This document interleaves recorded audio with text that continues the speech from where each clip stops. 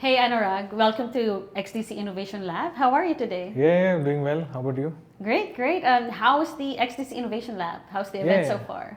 No, actually, this is the first time I've been coming to the XD Innovation Lab this week. Actually, in general, I didn't know that XDC had an innovation lab in Dubai. So actually came here a couple of days back as well. But coming to the XDC office or innovation lab for the first time, since I've been in Dubai.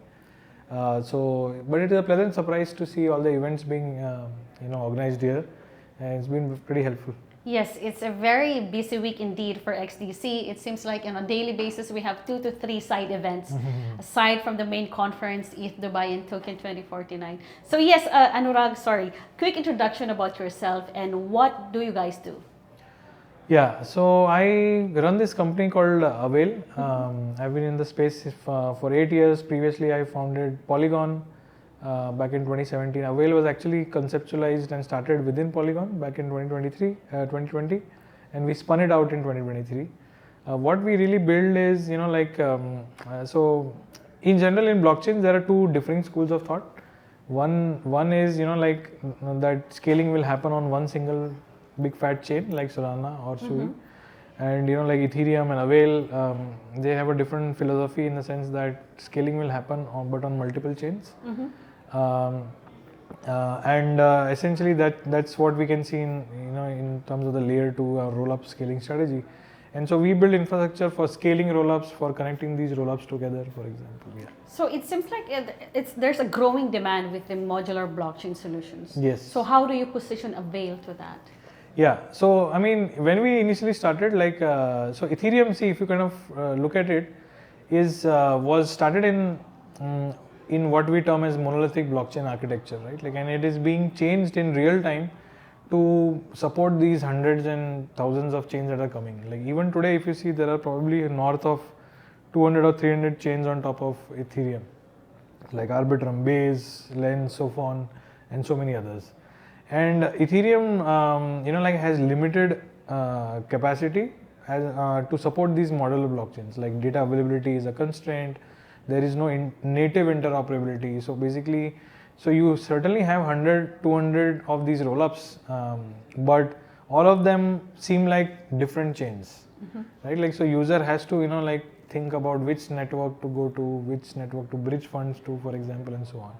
What we want build infra from two directions. One, we want to enable creation of 1,000, maybe million chains in time, right? Then the second thing is all of these chains should look like one for the end user, right? They don't have to think about are my funds on this chain or that chain, for example. So yeah, so that's what we focus on. Yeah, I think that adds complication, especially to Web2 users.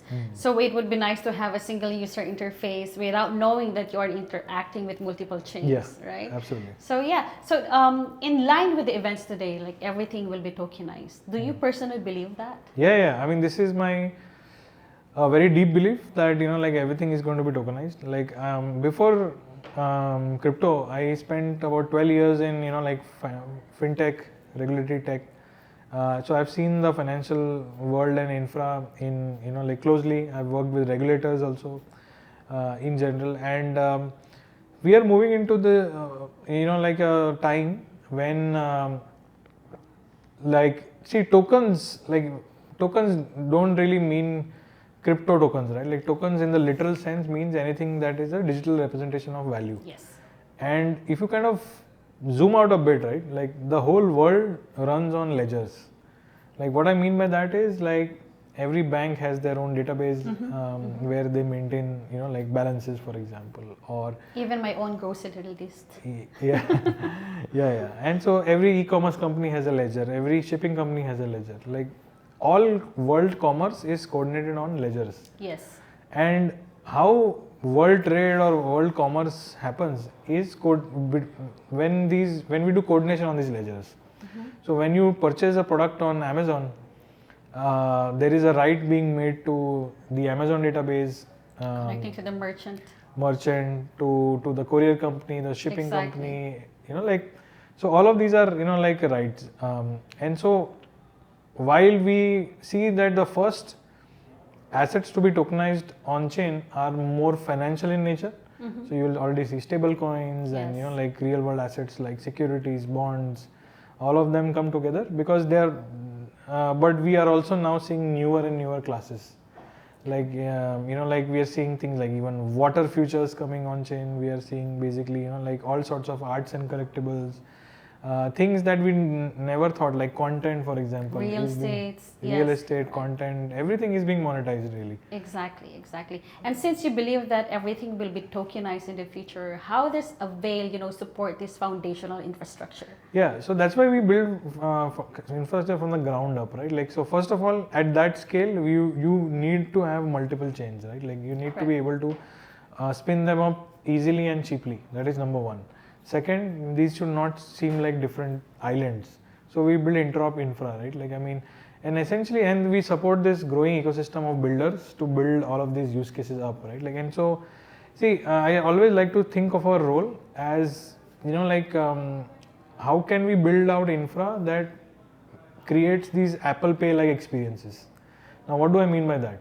When you go to a shop and basically tap to pay on an Apple Pay, right? Like the transaction goes through. It's very easy. Seamless. But just take a moment to think about all the complex infrastructure that is running in the backend to enable that experience. Right. Right, like you have the POS machine that has to support RFC or like wireless access. You have the payment processing company, you have the bank issuing Updating the ledger. Yeah. And all of them that happens in under a second. Correct. Right, and unless you have that infra underneath, you cannot enable great customer experiences, and that is what I like to believe that we build. All right. Thank you so much, Anurag, for being part of this interview and this event. Thank you. Thank you.